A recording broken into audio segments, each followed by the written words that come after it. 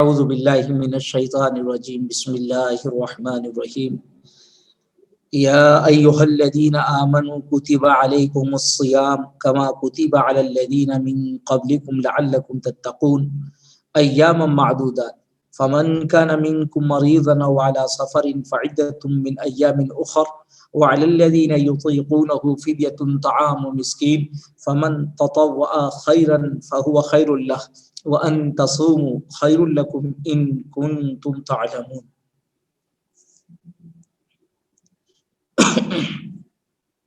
اس سے بیشتر رکوع میں بر کا تذکرہ ہوا تھا اور بر کو پوری جامعیت کے ساتھ بیان کیا گیا تھا۔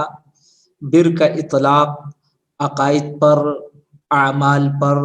اخلاق پر، عبادات پر، ان تمام چیزوں پر ہوتا ہے۔ تو بر کو پوری وسعت کے ساتھ بیان کیا گیا تھا اور یہ اسلام کے بنیادی اور کلیدی شعبے ہیں۔ اس کے بعد یہ بات بتلائی گئی تھی کہ ظاہر ہے یہ تمام چیزیں، اچھے اخلاق، اچھے معاملات، یہ معاشرے اور سماج میں اسی وقت قائم ہو سکتے ہیں، یہ تعلیمات اسی وقت معاشرے اور سماج میں باقی رہ سکتی ہیں، ان پر عمل ہو سکتا ہے جبکہ معاشرے میں جان اور مال کا تحفظ، ہر شخص کو اطمینان حاصل ہو اپنی جان کی طرف سے، اپنے مال کی طرف سے۔ تو ظاہر ہے یہ معاشرے کو، صالح معاشرے کو حق پر قائم رکھنے کے لیے، حق پر چلانے کے لیے بہت ضروری ہے۔ اس طور پر قصاص کا تذکرہ ہوا تھا اور وصیت کا تذکرہ ہوا تھا تاکہ جان اور مال کو تحفظ مل سکے، پوری طرح سے تحفظ مل سکے۔ اب ظاہر ہے کہ جان اور مال کا تحفظ یہ اس وقت ہوگا جب کہ انسان کے اندر حرص نہ ہو۔ اگر انسان کے اندر حرص ہوگی تو ظاہر ہے اس حرص کی وجہ سے وہ دوسرا کا مال لینا چاہے گا، اس کو ہڑپنا چاہے گا، اور مال کو ہڑپتے ہڑپتے پھر وہ انسان کا جانی دشمن بھی بن جائے گا۔ لہذا انسان کی حرص پر، اس کی بیجا خواہشات پر لگام لگانا ضروری ہے، اور خواہشات پر، حرص پر لگام لگانے کے لیے جو سب سے بنیادی اور اہم چیز ہو سکتی ہے وہ روزہ ہے۔ گویا کہ روزے کی فرضیت اس لیے تاکہ انسان کی خواہشات پر لگام لگائی جائے، انسان کو خواہشات پر لگام لگانے کا عادی بنایا جائے۔ اور یہ ظاہر ہے کہ انسان جب اس طرح سے اللہ کی عبادت کرے گا تو پھر وہ اللہ کا مقبول بھی بنتا جائے گا، اللہ کے تمام احکامات پر عمل پیرا بھی ہوگا۔ اسی لیے امساک کے معنی آتے ہی ہیں، امساک کا صوم کے معنی آتے ہی ہیں امساک کے۔ الصوم هو الامساک، الامساک عن الاکل والشرب وعن الشہوات، آپ کو انسان کھانے سے، پینے سے اور شہوات سے روکے، اسی کو لغوی اعتبار سے روزہ کہا جاتا ہے۔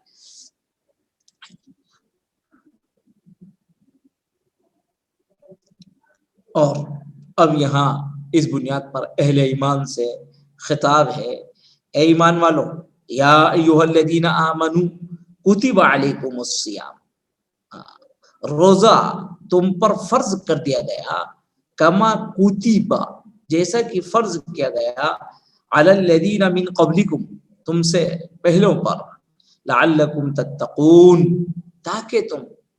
تقوی والے ہو جاؤ، تاکہ تم رفتہ رفتہ، آہستہ آہستہ تقوی والے ہو جاؤ۔ ایام معدودات، شمار کے، گنتی کے چند دن، یہ روزے کی فرضیت کا اعلان ہو رہا ہے۔ اور آپ دیکھ رہے ہیں کہ اللہ رب العزت کی طرف سے روزے کی فرضیت کا اعلان کس سہولت اور آسانی کے ساتھ ہو رہا ہے۔ یہ اللہ کی دین اور اللہ کے احکام کا طریقہ کار ہے۔ طرف سے جب کوئی حکم دیا جاتا ہے تو اللہ ان کو جبر کے ساتھ حکم دیتا، بلکہ سہولت، یسر کے ساتھ، اور جو دین کا گیا الدین یسر، اس مزاج کو ملحوظ رکھ کر اللہ کی طرف سے حکم آتا ہے۔ ابھی آپ دیکھیں گے اللہ کی جو آپ کی طرف سے جو احکام آئے اس میں انسان کی طاقت کو،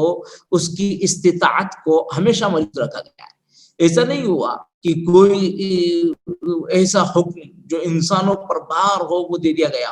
اور بلکہ کوئی حکم دیا گیا اور یہ کہ انسان کو اس میں زحمت محسوس ہوگی، انسان کو بار محسوس ہوگا، تو اللہ کی طرف سے اس کو جو بیان کیا گیا وہ بھی ایسے انداز سے جس میں سہولت ہو، جس میں آسانی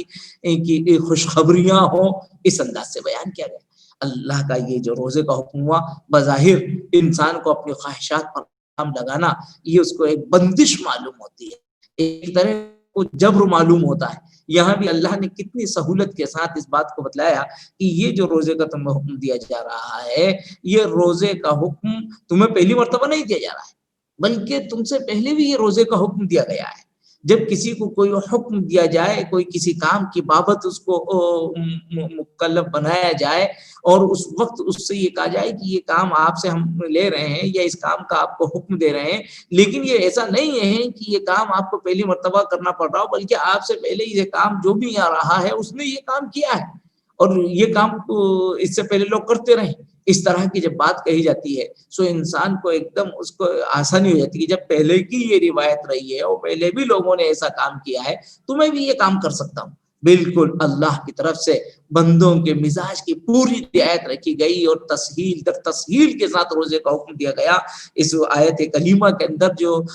سب سے پہلے روزے کے سلسلے میں آیت کریمہ اتری ہے، اس میں اور پھر بات کی آیتوں میں بھی آپ دیکھیں گے کس طرح سے اللہ نے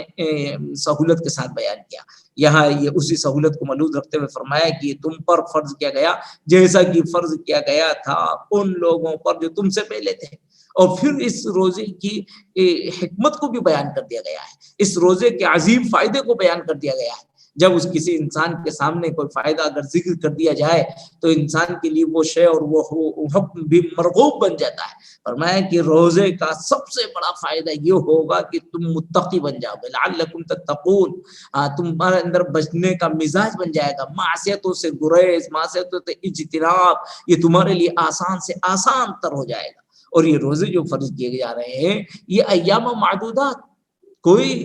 ایسا نہیں ہے کہ طویل ایام کے لیے فرض کیے جا رہے ہوں، بلکہ گنتی کے چند دن ہیں، اور واقعتاً گنتی کے چند دن اس سے مراد یعنی رمضان المبارک کا مہینہ ہے جس کا تذکرہ اگلی آیت میں آئے گا، اور وہ 30 دن ہیں یا 29 دن ہیں، کتنے پورے سال کے 360 دنوں میں، 365 دنوں میں، اور 30 دن کیا شمار میں 30-35 بالکل انگلیوں کے اوپر شمار کیے جا سکتے ہیں، ایام معدودات۔ تو اس طرح سے ذکر کیا گیا کہ اس کو بار نہ سمجھنا، بلکہ یہ تو چند دن ہیں، اور پھر اس میں بھی تسہیل کی یہ حکم جو دیا جا رہا ہے، ایسا نہیں ہے کہ تمہارے اوپر جبر کیا جا رہا ہو، بلکہ اگر تم میں سے کوئی مریض ہو اور کوئی سفر میں چلا جائے تو سفر میں اس کو روزہ رکھنے میں دشواری اور پریشانی ہو تو اس کے لیے آسانی یہ ہے کہ وہ ان دنوں میں نہ رکھ کر بعد کے ایام میں ان روزوں کو رکھ سکتا ہے۔ تو ایسی تسہیل کی گئی، اور شروع میں تو یہ بھی کہہ دیا گیا کہ وہ حضرات جو روزہ رکھنے کی طاقت رکھتے ہیں اور پھر بھی وہ روزہ نہ رکھ سکیں، اس کے بدلے میں اگر وہ فدیہ دینا چاہیں تو فدیہ بھی دے سکتے ہیں، اور اگرچہ فدیے کا حکم بعد میں منسوخ ہو گیا۔ تو یہ باتیں کہی گئی، اور روزہ رکھنا بہت بہتر ہے۔ تو آپ انداز دیکھ رہے ہیں آیت کریمہ کا کیسی سہولت اور آسانی کے ساتھ۔ بس آپ آیت کو سمجھیے، اے ایمان والو، یا ایھا الذین آمنوا کتب علیکم الصیام، تم پر روزہ فرض کیا گیا، کما کتب، جیسا کہ روزہ فرض کیا گیا، علی الذین من قبلکم، ان لوگوں پر، علی الذین من قبلکم، جو تم سے پہلے تھے۔ تو اب یہ بھی آپ دیکھیے کہ حضرت رسول پاک صلی اللہ علیہ وسلم کی زبان، یہ کون سا آپ اسکرین شیئر کر رہے ہیں بار بار؟ تعلیم میں خلل نہ کیجیے، اسکرین کو بالکل آپ اپنا کام کیجیے، پڑھیے۔ اے ایمان والو، کتب علیکم الصیام، جیسا کہ روزہ فرض کیا گیا، کما کتب علی الذین من قبلکم، ان لوگوں پر جو تم سے پہلے تھے۔ اب اس میں بھی حضرت رسول پاک صلی اللہ علیہ وسلم کی نبوت کی کتنی بڑی دلیل اس میں مضمر ہے کہ اللہ کے رسول صلی اللہ علیہ وسلم جو امی ہیں ان کی زبان مبارک سے ایک تاریخی حقیقت بیان کی جا رہی ہے، اور وہ تاریخی حقیقت وہ فرما رہے ہیں کما کتب علی الذین من قبلکم، جیسا کہ فرض کیا گیا تھا تم سے پہلے لوگوں پر، اور واقعتاً روزہ ہر امت کے اوپر جیسے نماز فرض کی گئی ایسے روزہ بھی فرض کیا گیا۔ اور روزے کی ہاں یہ کہ روزے کے ایام میں روزے کی شکل میں یہ جو ہمارے شکل ہے کہ 30 دن کے ہیں اور صبح سے لے کر شام تک ہے، اس میں ہو سکتا ہے کہ کچھ تقدیم و تاخیر رہی ہو، لیکن بہرحال روزے کا جو حکم ہے وہ سب میں رہا ہے۔ اور یہودیوں کے یہاں بھی تھا، نصارہ کے یہاں بھی 50 روزوں کا تذکرہ ملتا ہے کہ ان کے یہاں 50 روزے رہے، 40 روزے رہے، اس طرح سے روزوں کا تذکرہ ملتا ہے۔ تو روزے سب میں ہوئے، نبی امی کی زبان سے اتنی بڑی صداقت کا اعلان ہوا کما کتب علی الذین من قبلکم لعلکم تتقون، اور یہاں لعلکم تتقون کہہ کر روزے کی سب سے بڑی افادت بیان کر دی گئی ہے۔ ہر اللہ کی ہر عبادت کے اندر کچھ نہ کچھ تاثیر ہوتی ہے، وہ کسی انسان کے اندر کوئی خاص صفت پیدا کرنے میں وہ نمایاں کردار ادا کرتی ہے۔ اس طرح نماز اپنی ایک تاثیر رکھتی ہے، زکوٰۃ اپنی ایک تاثیر رکھتی ہے، اسی طرح سے حج اپنی ایک تاثیر رکھتا ہے۔ تو اب روزے کے اندر جو تاثیر ہے، جس طرح سے دواؤں کے اندر تاثیر ہوتی ہے کہ فلاں دوا اپنے اندر فلاں تاثیر رکھتی ہے، بالکل اسی طرح سے روحانی تاثیر میں اللہ کی عبادات بہت ممتاز ہے، جو انسان کو صالح اور نیک بنانے کے لیے جو تاثیر رکھتی ہیں، ان تاثیر میں روزے کی سب سے بڑی تاثیر یہ ہے لعلکم تتقون، تاکہ تم متقی ہو جاؤ، خوف خدا تمہارے اندر آ جائے، معصیتوں سے بچنے اور اجتناب کرنے کی صلاحیت اور لیاقت تمہارے اندر پیدا ہو جائے۔ اور یہ جو لوگ روزے کو روزے کی طرح سے رکھیں گے، اس طرح سے رمضان المبارک کا مہینہ گزاریں گے جس طرح سے حضرت رسول پاک صلی اللہ علیہ وسلم نے رمضان کا مہینہ گزارنے کی تلقین فرمائی ہے، اور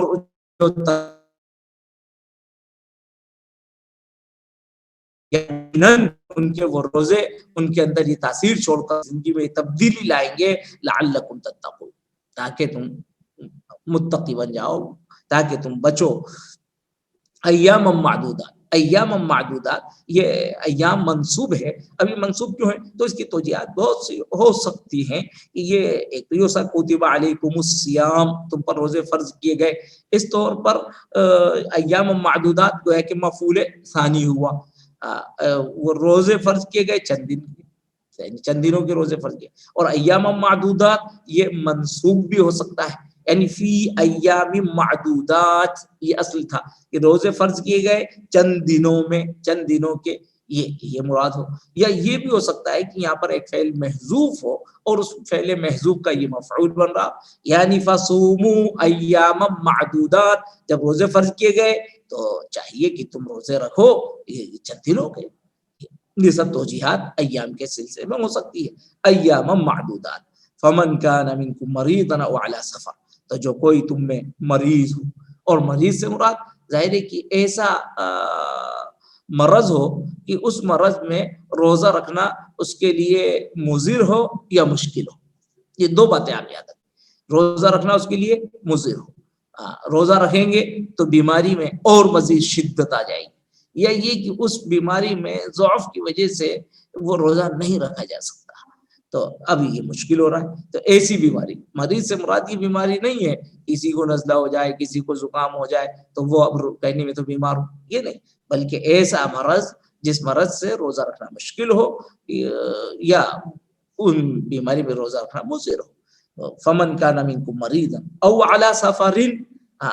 او علی سفر، یہاں اعلی کے ساتھ اس کو ذکر کیا گیا ہے، او علی سفر او راکبا علی سفر، یعنی جو سفر کے اندر ہو، ایسا نہیں ہے کہ آپ کا سفر کا ارادہ ہے اور آپ اب سفر کرنا چاہیں گے، ابھی رات کا وقت ہے اور آپ صبح دن میں 8 بجے فجر کے بعد آپ سفر کریں گے تو آپ پہلے سے روزہ نہ رکھیں، ایسا نہیں ہو، نہیں، آپ کو روزہ رکھنا ہوگا۔ اگر آپ مقیم کی حالت میں روزے کا وقت شروع ہو گیا ہے تو آپ روزہ رکھیں گے، اور تو آپ سفر میں اگر چاہیں تو افطار کر سکتے ہیں، لیکن آپ پہلے سے افطار نہیں کر سکتے، تو یہ علی سفر کا مطلب یہ ہے کہ وہ سفر پر ہو، سفر میں جانے کی نیت نہیں، سفر میں ہو. تو ایسا انسان جو سفر میں ہو، سفر پر راکبن علی سفر، وہ ہے کہ سفر پر سوار ہو، تو اس کے لیے اس بات کی گنجائش ہے کہ وہ روزہ نہ رکھے. او علی سفر فعدۃ من ایام اخر، فعدت یعنی فعلیہ، فوجوب کا ہے، تو اس پر عدت شمار کے گنتی کے دوسرے دن ہیں، یعنی وہ دوسرے ایام میں، سفر کے ایام سے جب واپس آ جائے تو پھر اس کے بعد میں جب بیماری سے شفا اس کو ہو جائے تو بعد میں وہ یہ جو شمار کے دن ہیں ان کو پورا کر لے. فعدۃ من ایام اخر وعلی الذین یطیقونہ، اور ان لوگوں پر بھی فمن کان منکم او علی سفر وعلی الذین یطیقونہ، جو اس کی طاقت رکھتے ہیں، وعلی الذین یطیقونہ فدیۃ، ان پر فدیہ ہے. تو معلوم ہے یہ آیت کریمہ بھی ابتدا میں جب نازل ہوئی تو یہ تھا کہ جو طاقت رکھتے ہیں پھر بھی اگر ابھی وہ روزہ نہیں رکھ سکتے یا روزہ نہیں رکھ رہے ہیں تو ان کو اوپر فدیہ ہے. وہ فدیہ کیا ہے؟ یہ اسی کا بدل ہے طعام مسکین، ایک مسکین کا کھانا، ایک مسکین کو کھانا کھلانا، یہ ان کو اوپر ضروری ہے. اور آپ الفوز الکبیر کے اندر پڑھ چکے ہیں کہ اس کے سلسلے میں جو اقوال ہے وہ یہ کہ آیت کریمہ منسوخ ہو گئی ہے، اور اس کی جو ناسخہ آ رہی ہے وہ بعد میں آئے گی. فمن شہد منکم الشہر فلیصم ومن کان مریضا وعلی سفر عدۃ من ایام اخر، یہاں وہ علی الذین یطیقونہ کو ذکر نہیں کیا. اس سے علماء نے یہ استدلال کیا ہے کہ علی الذین یطیقونہ کو منسوخ شروع میں تھا کہ طاقت رکھنے کے باوجود بھی آپ فدیہ دے دیں. وعلی الذین یطیقونہ، اور حضرت شاہ ولی اللہ دہلوی رحمۃ اللہ علیہ نے الفوز الکبیر میں اس کی ایک توجیہ کی، وہ غالباً آپ کے علم میں ہوگی اور اس کا خیال آپ کو ہوگا. وعلی الذین یطیقونہ، حضرت شاہ صاحب ایک لطیف توجیہ وہ یہ کر رہے ہیں کہ یہ روزے سے متعلق آیت ہی نہیں، یہ تو صدقہ فطر سے متعلق آیت ہے. وعلی الذین یطیقونہ،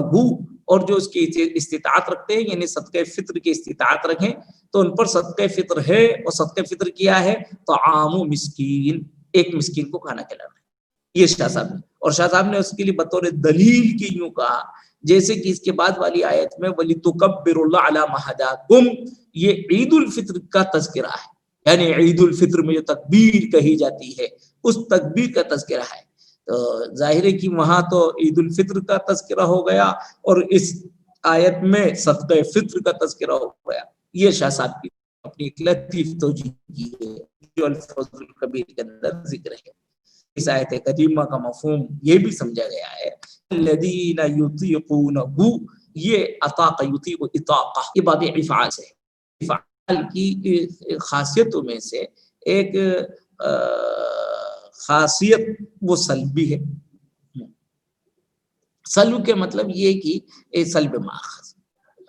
سلب ماخذ یعنی وہ لوگ وعلی الذین یطیقونہ جن سے طاقت سلب کر لی گئی ہو. تو جن سے طاقت سلب کر لی گئی یعنی ویسے بوڑھے